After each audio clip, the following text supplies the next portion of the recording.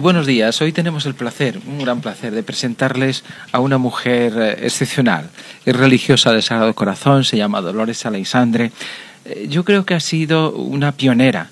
Por supuesto que ha sido una pionera, no solo en los estudios bíblicos y teológicos en España como mujer, sino como profesora en la Universidad de Comillas y sobre todo como maestra de espiritualidad, con una espiritualidad, creo yo. Ahora le preguntaremos, suave y valiente a la vez, liberadora y profética y al mismo tiempo muy nazarena, muy jesuítica, digamos, muy de Jesús. Lleva ya algún tiempo jubilada, pero sigue jubilando y jubilosa, publicando sin parar. Aquí tenemos 3 muestras de sus últimos 3 libros: Hilvanes y Pespuntes, en la colección de Fe Adulta, Mujeres Ignacianas, en Salterre, y Un tesoro escondido, las parábolas del Evangelio, en la editorial CCS.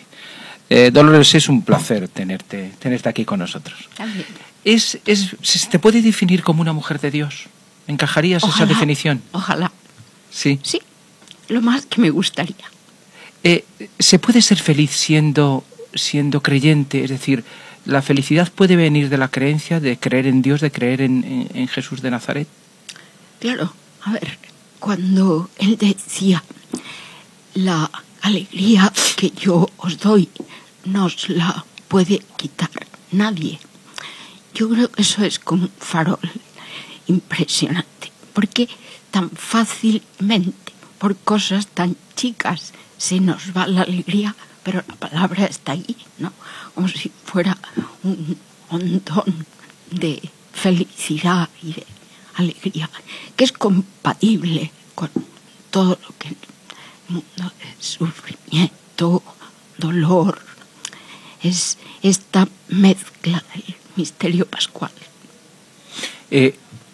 Eso me imagino, esa alegría con esa mezcla, esa cruz y esa resurrección, me imagino que la has vivido a lo largo de toda tu vida. Claro, ¿quién no? ¿Quién no? ¿En algún momento de desesperanza, en algún momento de decir, no, ya está bien, ya basta? No, me ha tratado la vida y Dios en ella muy suavemente.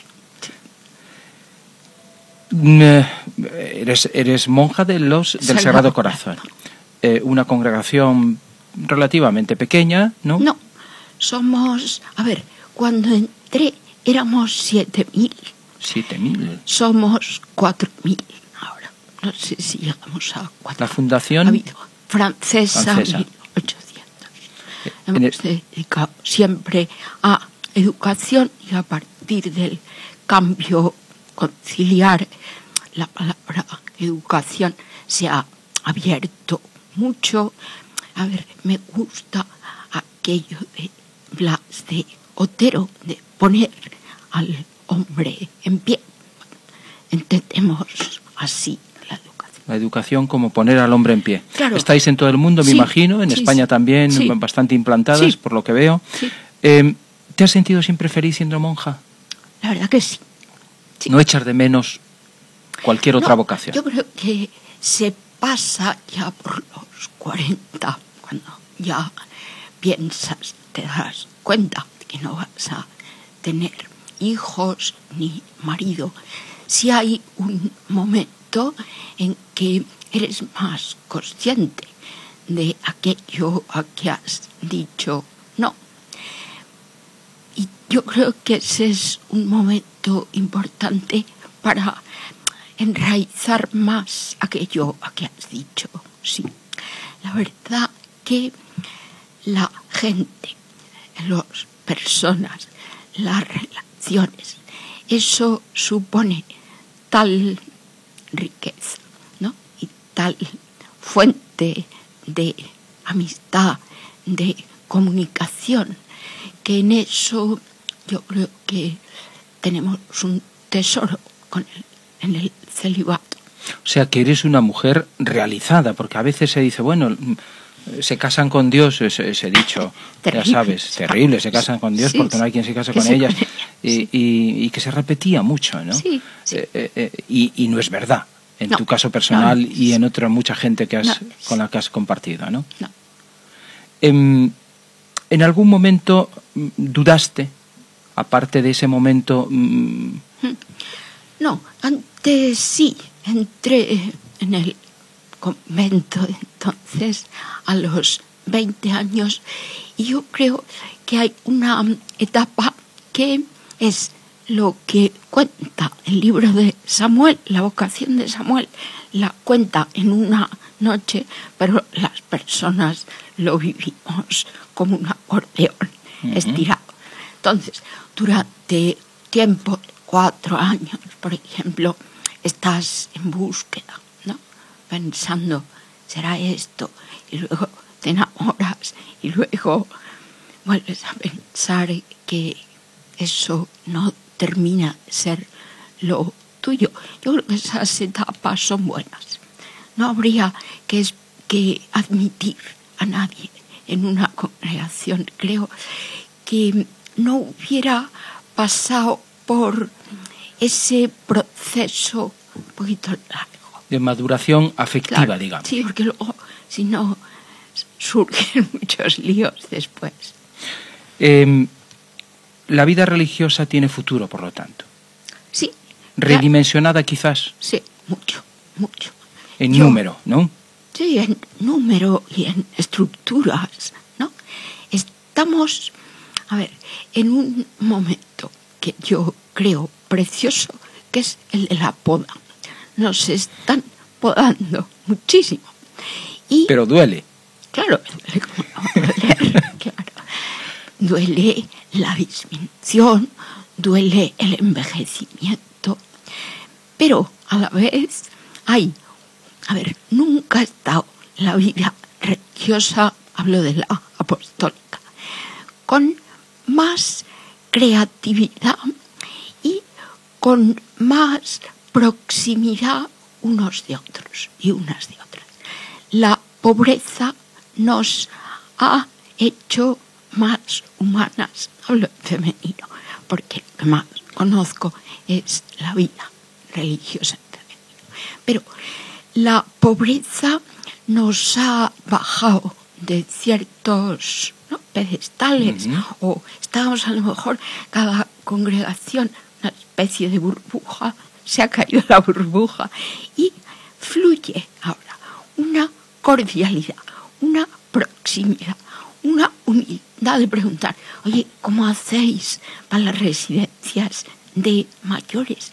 ¿Qué hacéis con este tipo de obras? Entonces, eso es precioso, eso es fruto de la pobreza.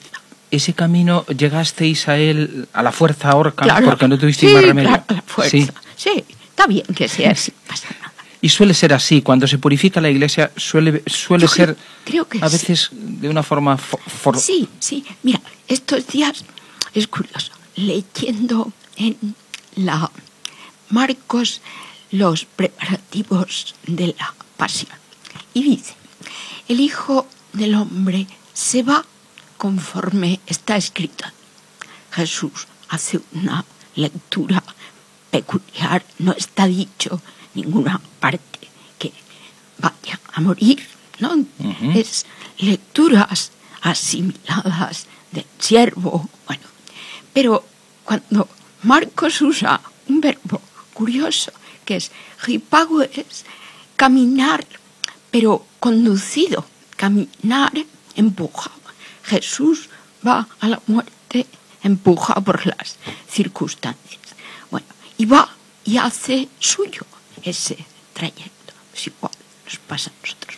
La vida ha venido así, con proceso fuerte de secularización, también familias con hijos únicos, que es muy difícil, ¿no? Familias numerosas de 7, una es monja, vale, pero una sola chica o chico, más difícil. Bueno, con muchos otros elementos.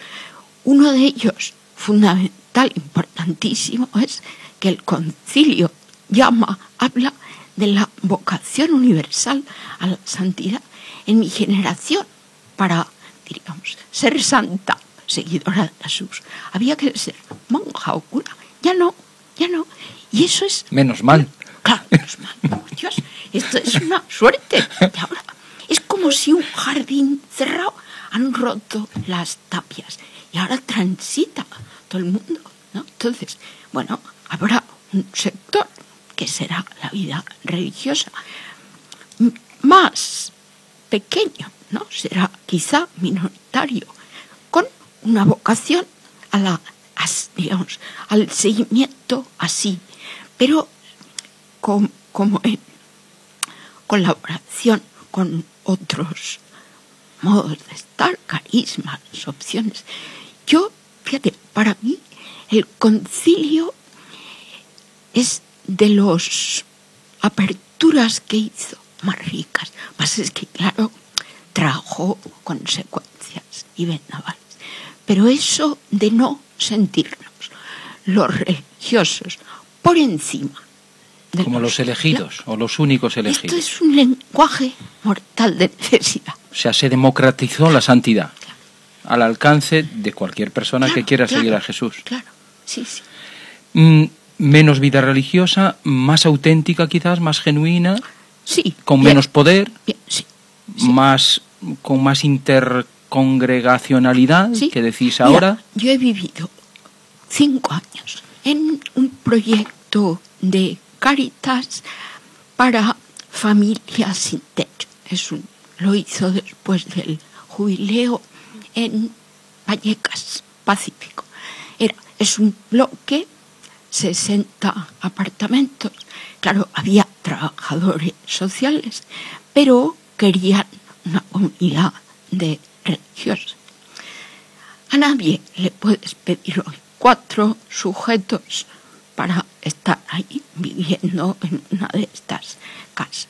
Bueno, pues entonces hemos hecho las redes, picamos 4 de 4 congregaciones distintas y hemos estado 5 años. Íbamos un día a la semana a la congregación de origen, pero hemos estado haciendo comunidad, rezando juntas, compartiendo bienes y siendo un poco en la casa como ministerio de la visitación. O sea, una comunidad piloto, digamos, de... Bueno, intercongregacional. Sí, y eso funcionó. Bueno, funcionó bien. Nos fuimos porque estábamos ya agotadas. Y ahora hay otras 4 y hay otras 4 en otra casa de Cáritas. O sea, van creciendo las experiencias. O sea, que el futuro puede apuntar a eso. Bueno, por lo menos en ciertas experiencias. ¿Y las experiencias mixtas no cuajan? Yo creo que son más complicadas. Mira, yo estuve recién en los años 80 una comunidad mixta.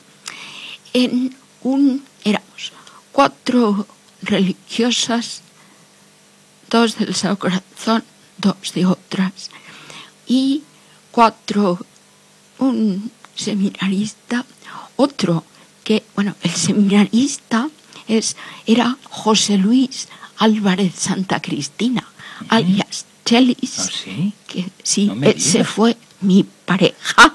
Eran un reformatorio masculino. Entonces formábamos pequeñas familias con 6 o 7 chicos, era en San Sebastián. Y bueno, hacíamos un poco de padre, madre de aquel conjunto. Y bueno, José Luis Chelis salió del seminario y pasó a ETA. Y luego Que por cierto ha vuelto a la sí, fe, sí, se ha sí. convertido, parece Claro, ser. me dijo don Ricardo Blázquez que quería ser cura. Ah, sí, ahora. Sí. No, creo que O sea, no hace puede. algún tiempo. No puede. No, quizá por delitos de sangre, no sé bien cómo es. Creo que en aquel momento no podía. Pero ahora está con ya 3er grado y Sí, se ha vuelto otra vez. Ha vuelto a sus raíces, a sus orígenes. Bueno, pues de los otros, uno se murió jesuita y luego los demás se casaron. Por la parte del celibato quedo yo y el difunto. Es decir, que eso es... A ver, si queríamos hacer comunidad de vida, comunidad de trabajo, comunidad de fe, ya era mucha comunidad. Yo creo que era, a ver, no contar con el ser humano en un grupo de 30 y tantos años. Claro. Yo creo que lo que ahora surge como como comunidades mixtas, sí. Mixtas, tienen otro, ¿no? Otro perfil. Este icono es de una comunidad mixta en Bosse, norte de en el Bosse. El famoso Bianchi. abad Bianchi. Claro. Bueno, es una joya esa comunidad. Estuve feliz. Entonces hay monjes, monjas, hay protestantes, católicos, creo que hay una monja ortodoxa, hacen un trabajo en torno a la palabra precioso. Pero claro, han surgido ya no con aquel frenesí que nos dio de novedad después del concilio. O sea, de una forma más reposada, más tranquila, claro, y sabiendo sí, mejor sí. Lo que se pretende o lo claro, que se quiere. Pienso que sí. Pero, a ver, muchas formas que surgen hoy son laicos, célibes, matrimonios. Eso me parece precioso. Creo que es, a ver, vivir el rostro, la realidad de la Iglesia desde carismas que se complementan. Que se complementa. Vamos a algo más, quizás un poco más prosaico. ¿Cómo ves a la Iglesia española? ¿Te duele en estos momentos? Sí, claro. Sí. ¿Por qué? A ver, siento miedo y eso es malo, ¿no? Jesús cada vez que aparece con los suyos siempre dice, no temáis. Cuando Juan Pablo II llegó diciendo, no tengáis miedo, abrid las puertas a Cristo. Yo creo que ahora hay un miedo bastante presente. Miedo a lo plural, miedo a la disensión. Y la Iglesia ha nacido en plena disensión. O sea, disentir no es romper la comunión, es ser, cuando escuchamos cada noche de Pascua, los hizo a cada uno según su especie. Vivir cada uno según su especie, con los acentos de diversa manera. Eso es, digamos, como una de las riquezas de la Iglesia que otros nos envidian, porque de por sí no hay pensamiento único. Entonces, cada vez que se intenta someter todo al pensamiento único, al modo litúrgico, celebrativo, teológico, espiritual, digamos, muy encajonado, eso empobrece. Empobrece y limita. Sí. Y el miedo crea miedo, porque hay decisiones y hay reacciones que se toman. Claro. En el campo teológico, por ejemplo, estoy pensando en las advertencias que se están haciendo a teólogos tanto españoles como extranjeros. Claro. Sí, sí. ¿Eso hay alguna forma de superar esa etapa? Porque ya llevamos bastante tiempo, Sí, ya nos estamos empezando a cansar de tanto miedo. No, estamos cansadísimos. ¿Cómo se supera eso? Sí. A ver, yo creo mucho en las relaciones personales. Lo primero que rompemos es eso que en Castilla se llama el roce. Nos separamos. Cuando tratas de estar, acercarte, dialogar, manifestarte como eres, dejar que el otro se manifieste. Yo creo que eso es lo que más rompe barreras, ¿no? Comer juntos. Yo creo que hemos descuidado esos elementos gestos elementales de relaciones humanas, que en la vida laica sí se cultivan, o sí tienes que tener mucho cuidado, ¿no? Yo me da la sensación que en la vida clerical ese tipo de detalles se dan por supuestos o no se hacen por no sé por si por comodidad, por no entrar. Sí. O sea que tendría que invitar al cardenal Rouco a un café. Más comer. Más comer. Juntas. Una cena, una comida. Más al alcance. Más. ¿Qué de cosas se rompen con una comida? Eso antropológicamente es verdad. ¿Cuántos? A lo mejor sigues pensando distinto. Estás en tu derecho. Y él también. Pero algo se ha disuelto, ¿no? Con el Rioja. Es verdad. Es una verdad. Estoy encantado. La situación de la mujer. ¿Te duele también la situación de la mujer en la iglesia actual? Sí, quiero dolerme, sí que me duele. Estoy un poco cansada de eso. A ver, tengo la impresión de que llevamos con el mismo discurso hace demasiado tiempo, como muy anclados por una parte y por otra, ¿no? En posturas. Y creo que, a ver, en cuanto, no, hay un temor, creo, en la conferencia episcopal, como si cualquier mujer que defiende sus derechos quiere ser cura, que de ninguna manera, que no se trata de eso.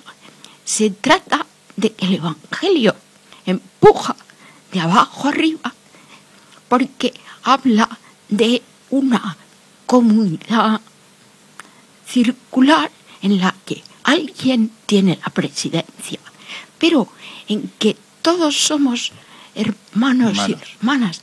Nunca entiendo. Eso se lo dije un día al cardenal Rouco en una conferencia. Yo tenía una conferencia y él era en Santiago. Y digo, Antonio, ¿por qué el matrimonio es indisoluble? Porque dice, lo que Dios ha unido, no lo separe el hombre.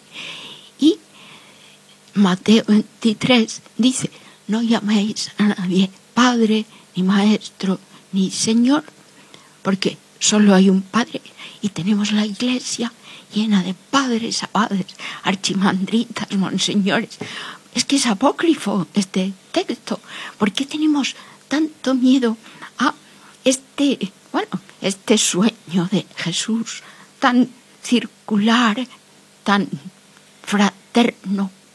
Y no entiendo por qué, ¿para qué digo no lo entiendo? Sí lo entiendo. Creo que tiene que ver con una confusión entre autoridad y poder. El tema del poder, pues habría que levantar las alfombras y tocarlo más. Porque al final el poder es la gran tentación de esta institución y de cualquier institución, pero de esta también, claro. De todos, pero no les pasa a los que tienen autoridad y a los que tenemos menos.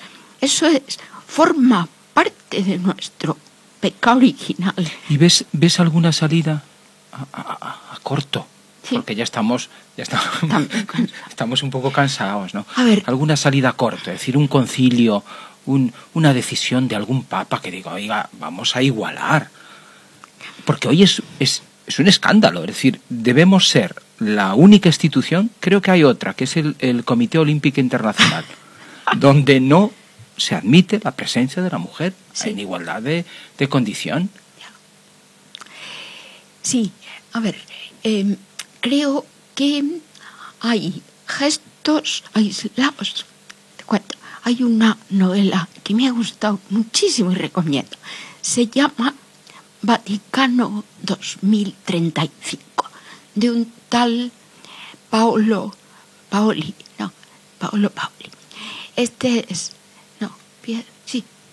Está en ediciones de bolsillo. Es un seudónimo. Hay quien piensa, por lo bien que conoce la Iglesia, que es alguien de la curia. Uh-huh.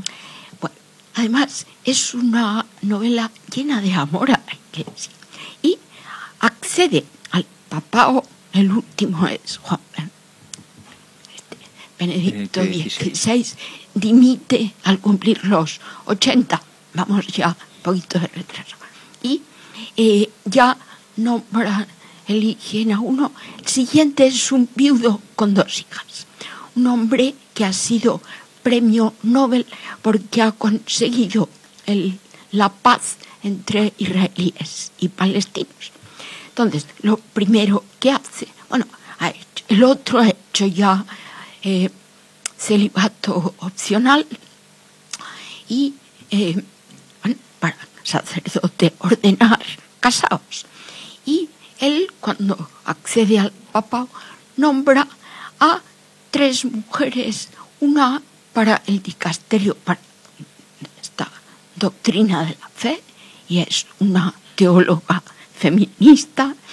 La otra es una monja de la Madre Teresa, médico, que está en Calcuta, para todo lo que es caridad, caritas en la iglesia. La tercera no sé quién es. Cuando uno va leyendo el libro, va diciendo, moviéndole, yo movía la cabeza, claro, es verdad, es normal. Y de pronto al acabar el libro dices, pues si es que lo raro es lo otro, lo raro es lo que estamos viviendo, y esto vas viendo el fluir y dices, es que así tendría que ser. Pasa que llevamos con lo raro muchos siglos, ¿no? Muchos siglos.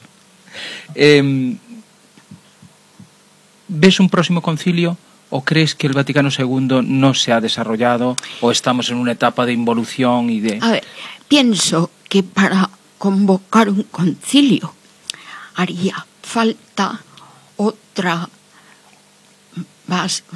masa crítica que en el pueblo de Dios sí puede estar, y de hecho hay movimientos que empujan en esa dirección, pero creo que obispos y curia creo que están todavía muy en lo anterior, no vería posible, porque sería como contra natura, ¿no? Pero en época de Juan XXIII se podía aplicar el mismo esquema.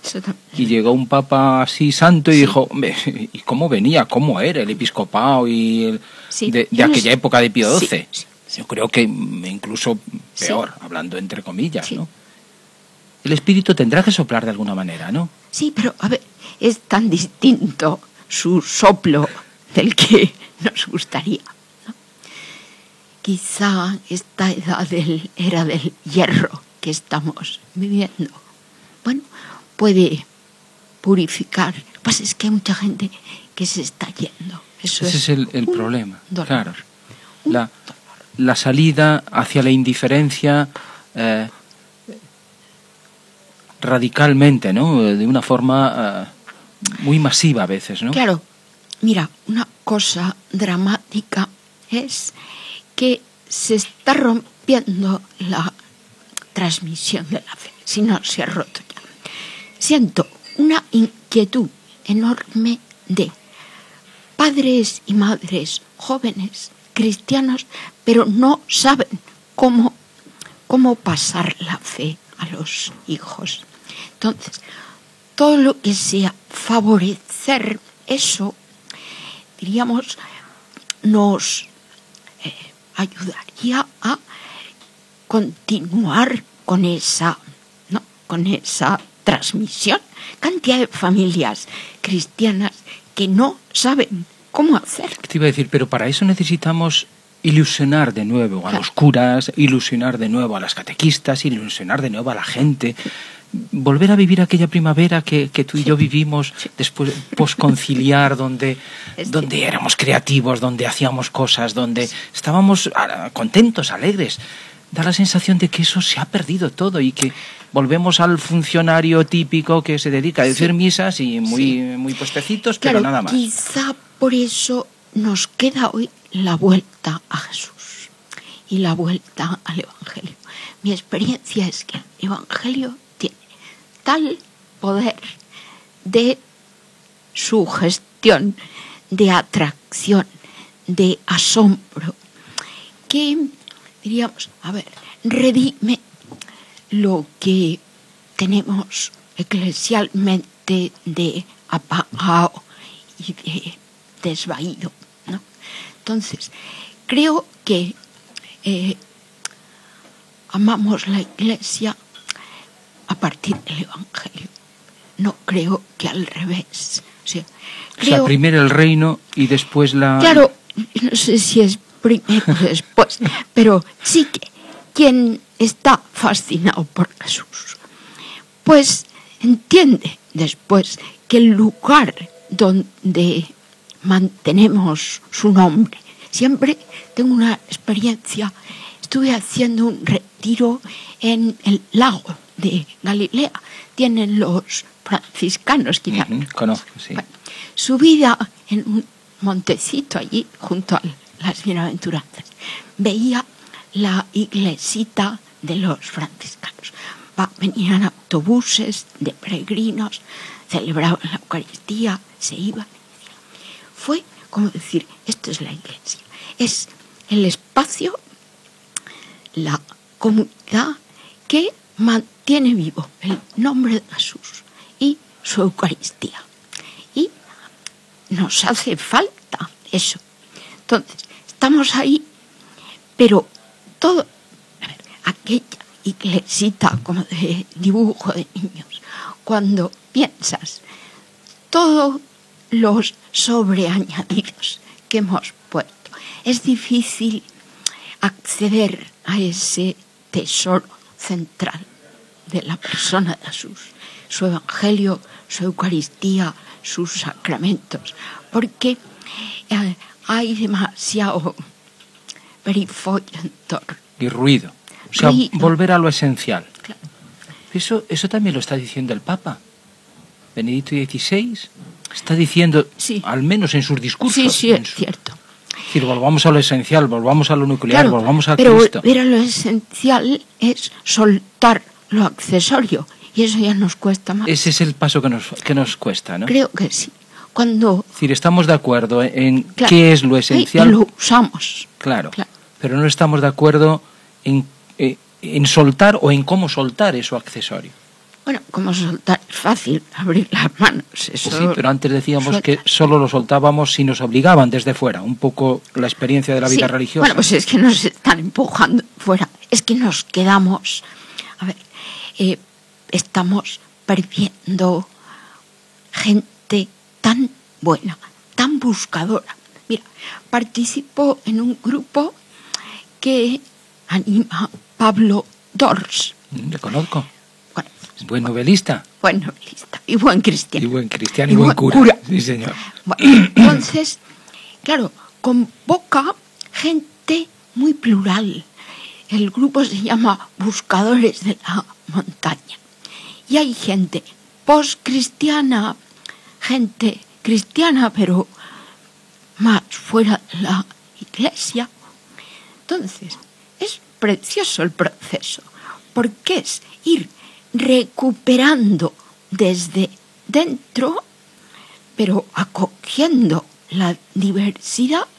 Pues hacemos, por ejemplo, lectura de una hora de oración, una hora de ejercicio físico, una hora de oración zen, o sea, abierta, meditación zen, luego lectura de textos de la tradición espiritual, muchos cristianos, otros pues un sufí o un budista o un indio, y después una hora de introducción al rito, que es recuperar, normalizar lo que hacemos en la Iglesia, pero tomado desde abajo, despojado de lo rígido, de lo ritual. Pero los talibanes llamarían a eso herejía, llamarían a eso... Sí. Bueno, ya ellos, pobres, ya es su problema, ¿no? Recuperar así la imposición de la ceniza. Renovación del bautismo se atrevió a hacer, me mata cuando sepa que lo he contado. Imposición del escapulario del Carmen. ¿Oh? Qué precioso, porque fue recuperar una devoción tradicional a María. Mi madre me ha encantado con esa devoción. Hubieras sido una buscadora. Claro. Entonces, como tendría que haber 200 en Madrid.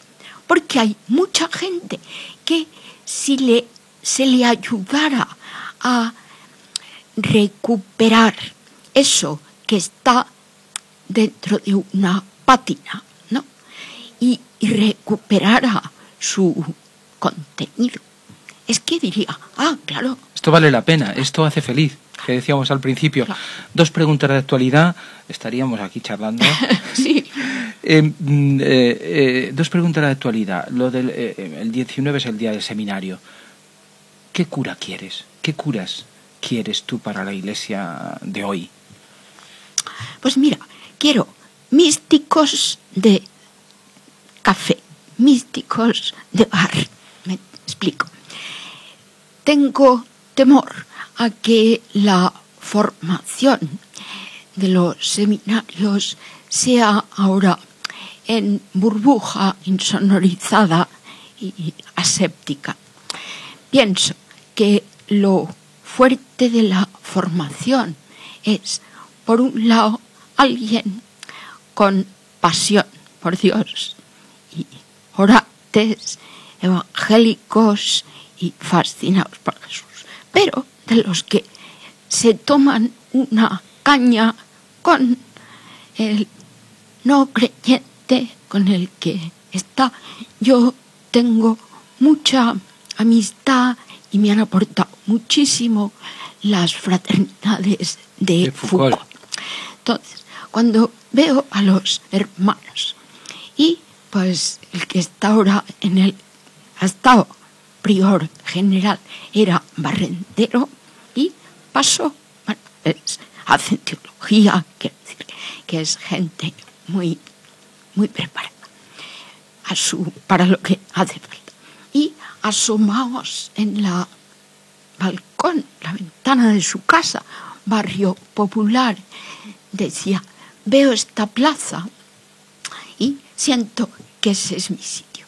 El sitio del cura es la plaza y la iglesia, ¿no? La parroquia. Pero como se queden solo en la plaza, en la iglesia, van listos, se ríen de ellos. Mira, me contaban unas catequistas. Llega un curita joven, muy clérigo, a las catequistas, mujeres de esas de iglesia. De toda la vida, hechas y derechas y que saben. Y les dice, ¿pueden ustedes llamarme don Antonio? Se partían de risa. ¿Pero de qué vas, hijo? ¿De qué vas? Entonces, ¿cómo es esto de que llega a las parroquias como investidos de poder? No, hijo, investido de poder no. Que Jesús lo primero que da es la toalla y la jofaina.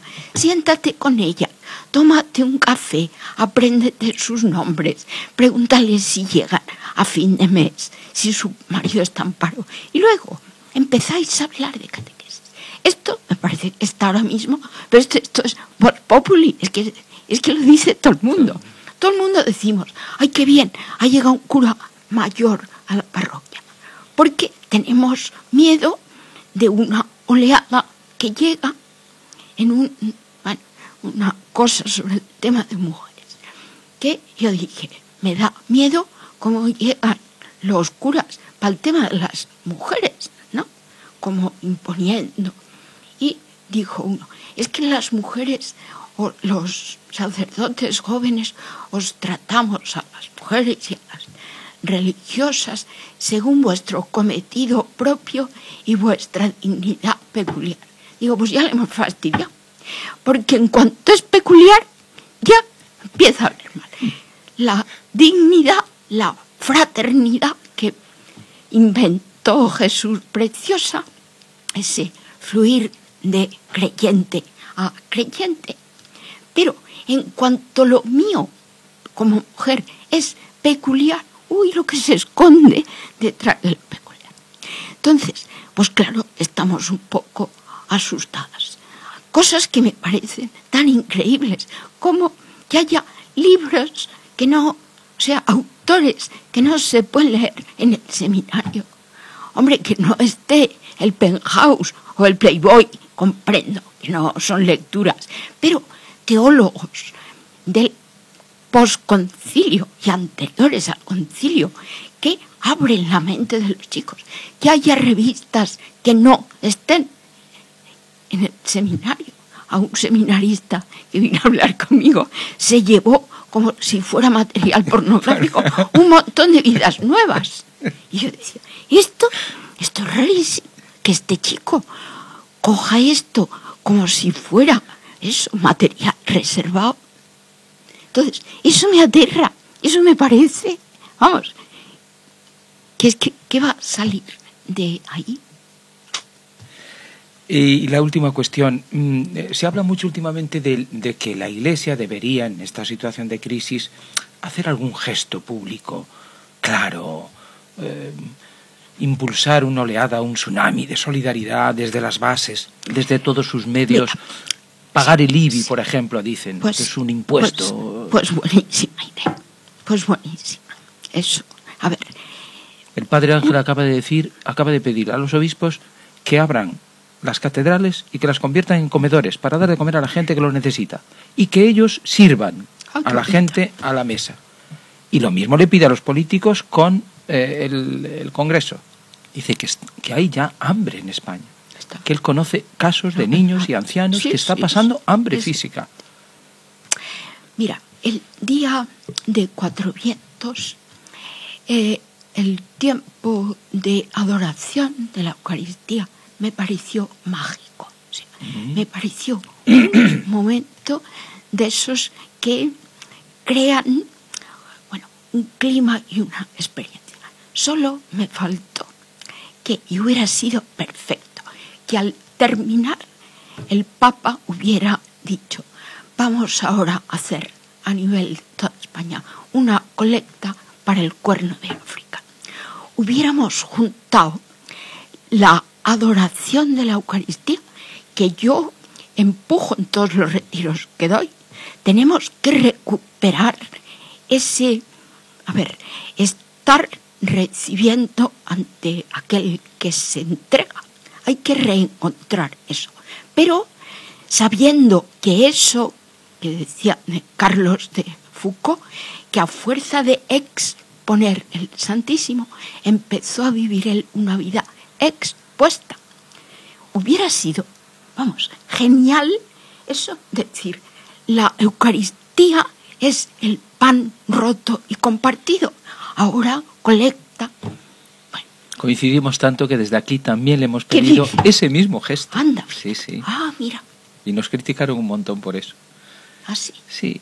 Bueno, ¿qué sabes? Vamos a hacer? Pues esto es verdad. Si la Iglesia ahora pudiera descubrir un gesto realmente que sacudiera nuestra... Y que provocase, y que impulsase, no sé, como una especie de tsunami de solidaridad. Es decir, en estas circunstancias es cuando quizás la Iglesia tendría que ser más samaritana y no solo serlo, sino para hacerlo incluso, y después serlo, claro. Claro, nos escudamos demasiado en que Cáritas está siendo algo ante lo que todo el mundo tiene enorme respeto y admiración. Pero hace falta ese otro gestos más provocativos. ¿Tú recuerdas que en los años 80 en todas las parroquias se crearon una especie de delegaciones del trabajo cuando había mucho paro en España, en aquella época también? Y se crearon, no sé si delegaciones, pero eran como oficinas contra el paro. Yo recuerdo en las parroquias de Madrid, en casi todas había ese... recuperar algo de eso, intentar paliar en este momento esa crisis, ¿no?, de física y espiritual, como tú decías antes, ¿no? Sí. ¿Lo podemos pedir? ¿A quién se lo pedimos? Se lo pedimos a los jefes, ¿no? A los que mandan. Sí, A ver, creo que sería bueno con mucha base eclesial, o sea, con muchas comunidades que se unieran para pedir algo para así. esta petición. Claro, porque no sería solo una iniciativa así aislada, sino conectaría con lo que tanta gente está sintiendo hoy.